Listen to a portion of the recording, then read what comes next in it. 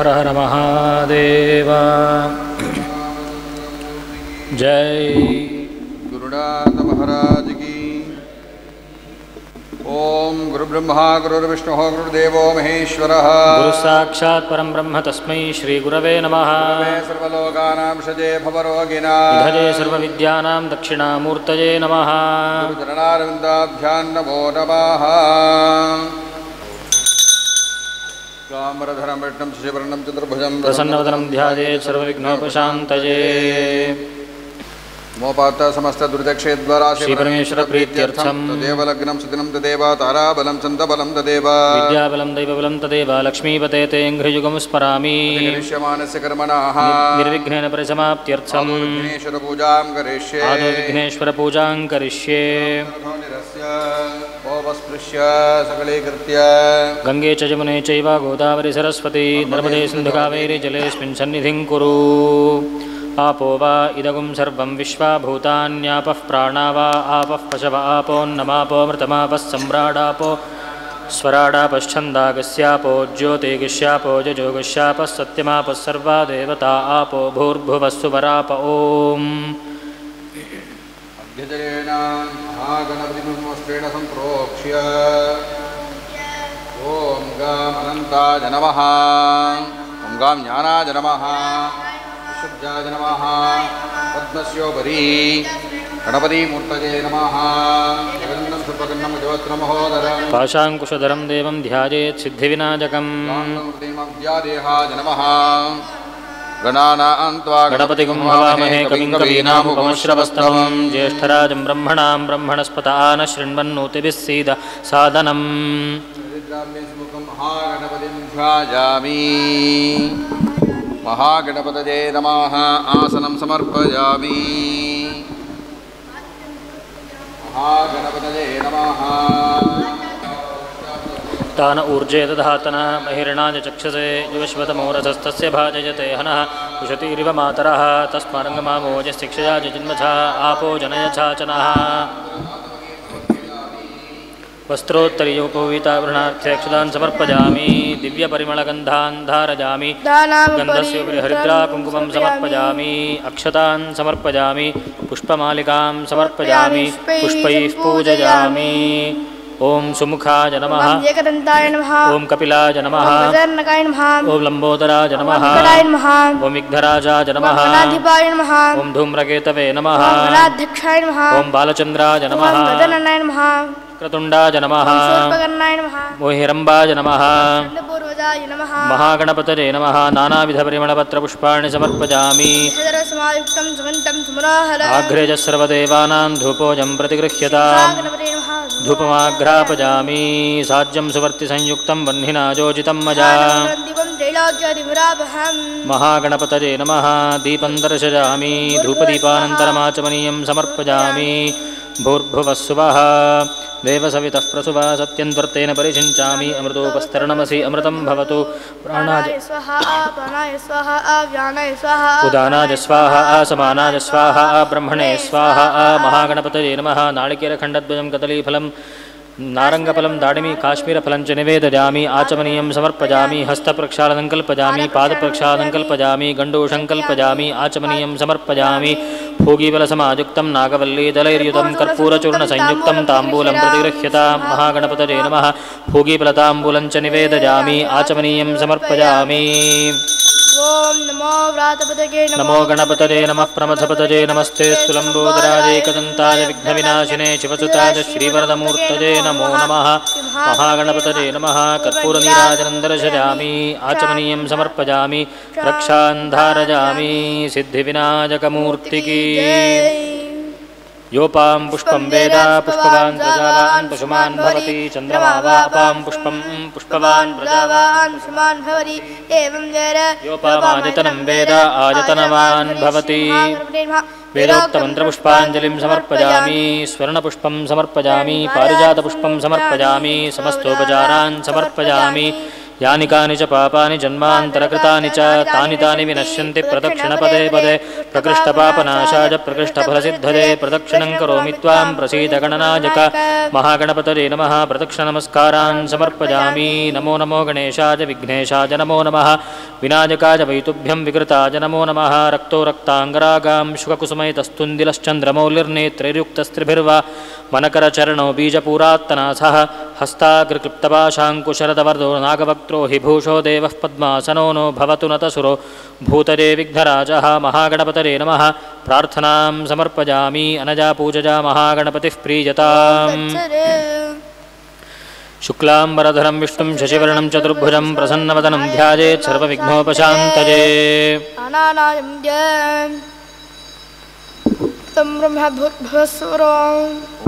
समस्तद्रुदक्षेद्वारा परमेश्वर प्रीत्यर्थं शिवाभ्यां नमः शिवः शम्भोः अग्न्या ब्रह्मणः श्वेतवराहकल्पे अष्टाविंशतितमे प्रथमे पादे भारतवर्षे मेरोः दण्डकारण्ये अस्मिन् वर्तमाने प्रभवाति इदानीं मङ्गलकरश्री नाम संवत्सरे शिशिर ऋतो मीनमासे स्वपक्षे मंगलनवम्यां शुभतिथो वासरः वासरस्तु भानुवासरसंयुक्तायां पुनर्वसु नक्षत्रयुक्तायां शुभनक्षत्रशुभयोगशुभकरण एवं गुणसकलविशेषणविशिष्टायां स्यामोत्तमानाय मंगलकर नवम्यां शुभतिथो अस्य देवदेवस्य महादेवस्य अखिलाण्डकोटिब्रह्माण्डनायकस्य श्रीमद् विनायकादिसपरिवारसहितस्य सनकादिऋषिवन्दित देवदेवोत्तमस्य देवता सार्वभौमस्य सकलनिष्कलस्वरूपस्य षट्त्रिंशत्तत्त्वातीतस्य सर्वज्ञत्व सर्वेश्वरत्व सर्वान्तर्यामित्व सर्वसृष्टत्व सर्वभोक्तृत्व सर्वसंहारकत्व सर्वपालकत्व सर्वव्यापकत्व सर्वशक्तिमत्वादिगुणगणविभूषितस्य वेदान्तवेद्यस्य अस्मिन् क्षेत्रे विराजमानस्य श्रीमते आदिगुरुश्री प्रज्ञादक्षिणामूर्ति स्वामिनः परिपूर्णप्रसादसिद्ध्यर्थं विशेषतः सीता लक्ष्मण भरत शत्रुघ्न हनुमत् समेत श्रीरामचन्द्र मूर्तेः परिपूर्ण अनुग्रह प्रसादफलसिद्ध्यर्थं श्री श्री श्री ओंकारानंद ब्रह्मेन्द्र सरस्वत्यवधूत महास्वामीनाम् अनुग्रह प्रसादफलसिद्ध्यर्थं सिद्धिद्वारा श्रीचिद्भवानन्दाश्रमति नामाङ्किते यस्मिन् स्थाने विद्यमानानां मुमुक्षूणां जिज्ञासूनां ब्रह्मविचारशीलानां वेदपाठशालायां सर्वेषां विद्यार्थीनां विद्याभगानाम् आश्रमकार्यालयनिर्वाहकानाम् आश्रमे विद्यमानानां कैङ्कर्यपराणां वेदान्तशास्त्रप्रचारधर्मस्थापनस्य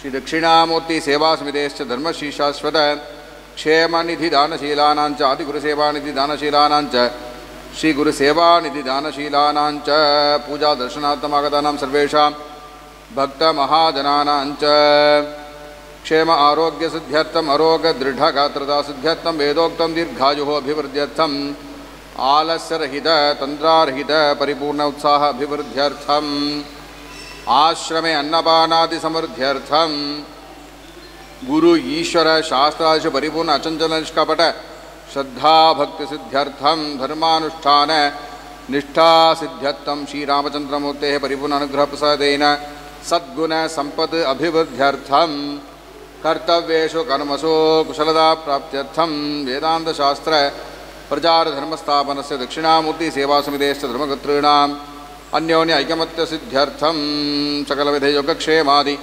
श्रेयोभिवृद्ध्यर्थं समस्तकार्याणाम् आनुकूल्यता प्राप्त्यर्थं चिद्भवानन्दाश्रमतमाङ्गिरे यस्मिन् संस्थाने विद्यमानानां मुमुक्षूणां जिज्ञासूनां ब्रह्मविचारशीलानां विवेकादि साधन चतुष्टय परिपूर्ण संपत्त्यर्थं श्रवण मनन नितिध्यासनेषु सन्निष्ठा सिद्ध्यर्थं परिपूर्ण अद्वैत ब्रह्म ज्ञानबलेन जीवन्मुक्ति विदेहमुक्ति सिद्ध्यर्थं तद्वारा जन्मसाफल्य सिद्ध्यर्थं लोके सुभीक्ष प्राप्त्यर्थं रामराज्य प्राप्त्यर्थं विशेषतः अनुराधा नक्षत्रे वृश्चिकराशौ जातानां श्री नरेन्द्र दामोदर दास मोदी महाभागानां सपरिवार मंत्रीणां सर्वेषाम् अरोगदृढगात्रता सिद्ध्यर्थं राज्यद्वारा समस्त कार्य आनुकूल्यता जगत्वसिद्ध्यर्थं समस्तदेवता रक्षा प्राप्त्यर्थं विशेषतः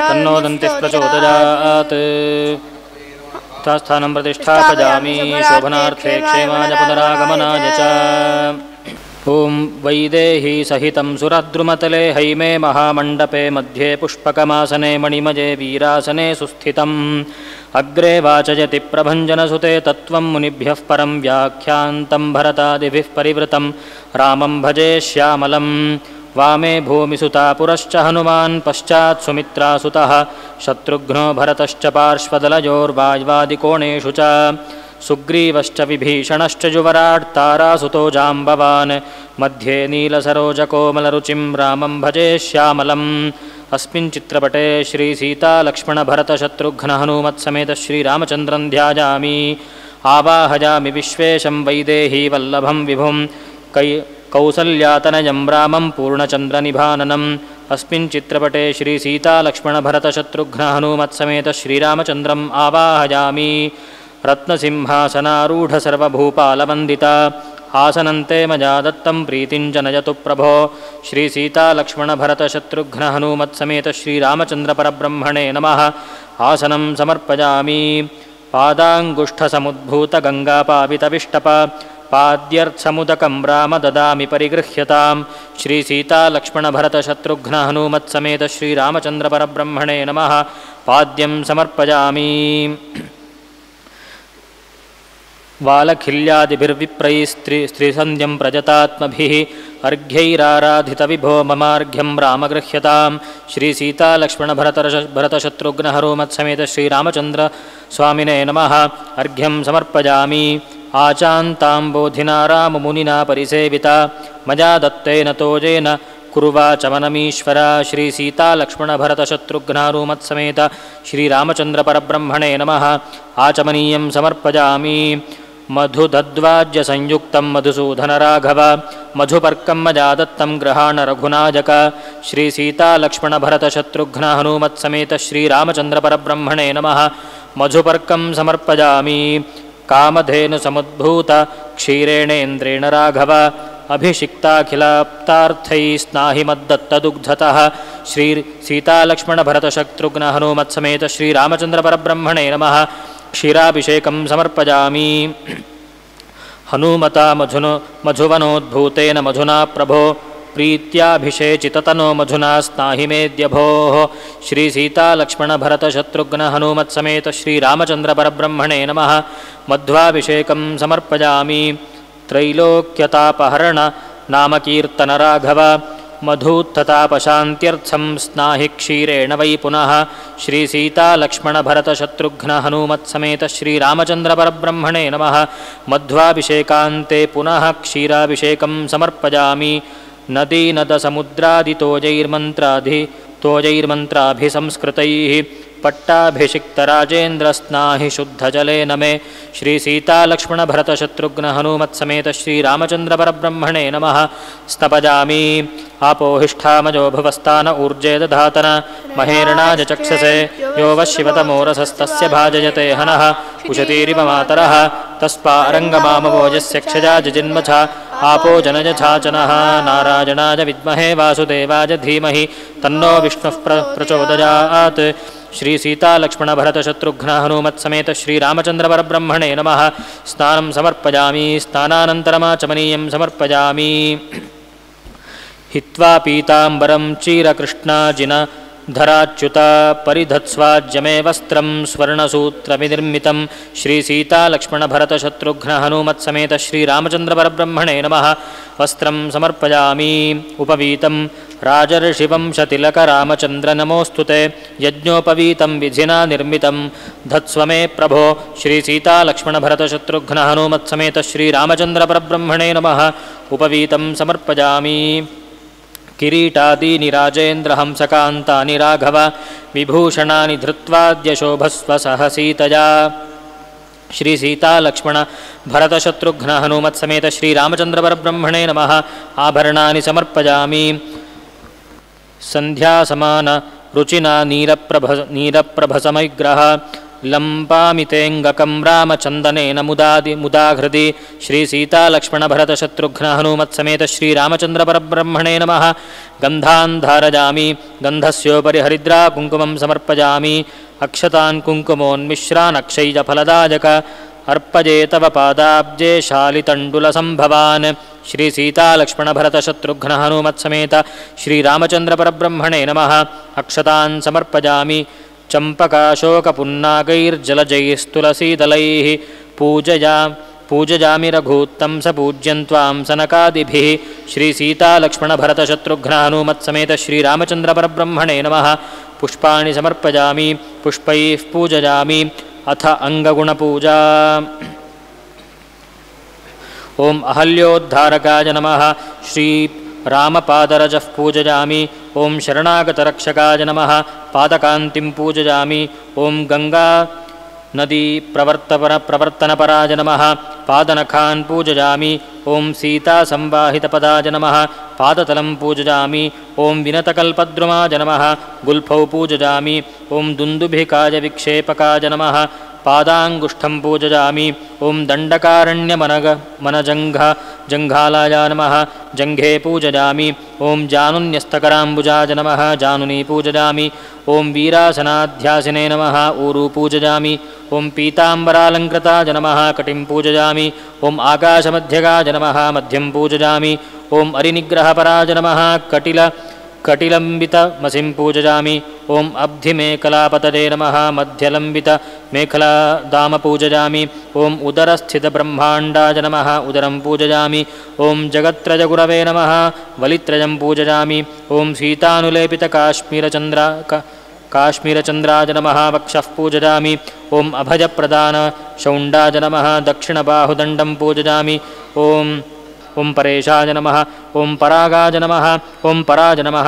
ओम सर्वदेवात्मकाय नमः। ओम परस्मै नमः। श्री सीतालक्ष्मणभरतशत्रुघ्नानुमत्समेत श्रीरामचन्द्रपरब्रह्मणे नमः। नानाविध पत्रपुष्पाणि समर्पयामि। ओम सोमो वा एतस्य राज्यमादत्ते यो राजा सम्राज्यो वासो मे न जजते देवसुवामेतानि हवीगुंसि भवन्ति एतावन्तो वै देवानागुं सभाः तदेवास्मै सभां प्रयच्छन्ति त एनं पुनः सुवन्ते राज्याय देवसूराजा भवति। विभीषणाय भक्ताय लङ्काराज्यप्रदायक नीराजनं ग्रहाणेदं मया भक्त्या समर्पितं श्री सीतालक्ष्मणभरतशत्रुघ्नहनुमत्समेत श्रीरामचन्द्रपरब्रह्मणे नमः। सप्तमुख आज्यनीराजनदीपं दर्शयामि। आचमनीयं समर्पयामि। रक्षां धारयामि। राजा रामचन्द्रमूर्ति की। रजस्तमश्च निर्हृत्य त्वत्पूजा अलस्यकारकं सत्त्वमुद्रेकय विभो त्वत्पूजा आदरसिद्धये विभूतिं वर्धय गृहे पुत्रपौत्रादिभिः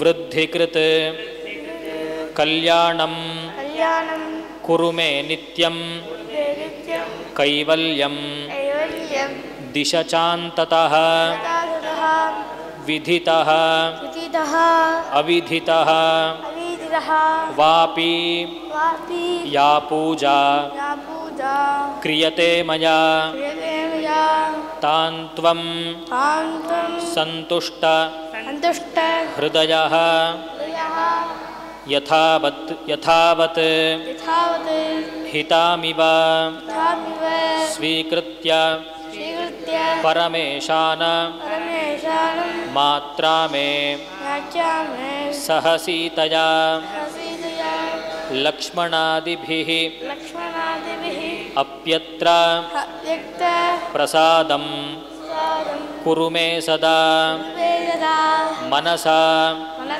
वचसा कायेन अगसां शतमन्वहं धिया च रचये क्षमस्व सहजक्षमा आवाहनं न जानामि विसर्जनं पूजाविधिं न जानामि क्षमस्व पुरुषोत्तम श्री सीता लक्ष्मण भरत शत्रुघ्न हनुमत् समेत श्री सीतारामचंद्र परब्रह्मणे नमः मनसा अभीष्ट प्रार्थनान् समर्पयामः। रामरात्रिञ्चराराते क्षीरमध्वाज्यकल्पितं पूजान्तेऽर्घ्यं मया दत्तं स्वीकृत्य वरदो भव। श्री सीतालक्ष्मणभरतशत्रुघ्न हनुमत्समेत श्रीरामचन्द्रस्वामिने नमः। इदमर्घ्यमिदमर्घ्यमिदमर्घ्यम् अनेन अर्घ्यप्रदानेन श्रीरामचन्द्रः प्रीयताम्। ओं तत्सत् ब्रह्मार्पणमस्तु। अनया पूजया श्रीरामचन्द्रः प्रीयताम्। ओं विष्णोर्नुकं वीर्याणि प्रवोचं यः पार्थिवानि विममे रजागुंसिजो अस्कभाजदुत्तरगुं सधस्तं विचक्रमाणस्त्रेदो गायः। नारायणाय विद्महे वासुदेवाय धीमहि तन्नो विष्णुः प्रचोदयात्। श्री सीतालक्ष्मणभरतशत्रुघ्नानुमत्समेत श्रीरामचन्द्रपरब्रह्मणे नमः। उत्तरनीराजनं दर्शयामि आचमनीयं समर्पयामि रक्षां धारयामि। राजा रामचंद्रमूर्ति की सद्गुरुनाथ महाराज की। अयोध्या राम राम दशरथ नंदन राम जय राम जय राम जय राम जय राम। दशरथ नंदन जानकी राम दासगल पोற்றும் சதுர்வேத நாமா நல்லவர் துயரங்கள் தீர நீ நர ஜென்மம் எடுத்தாய் ராமா। जय राम जय राम जय राम जय राम। ஒரு பெண்ணை காத்தாய் ஒரு பெண் ராமா கோசலி ராமா கோரிய வரங்களை கொடுத்திடும் தேவா। நாராயண வேண்டும் நாமம் राम जय राम जय राम जय राम जय राम। தாய் ஒரு பெண்ணை காத்தாய் உலகினி திறந்தாய்। நாராயண வேண்டும் நாமம் நீ ஆவினி வசிப்பாய் ராமா।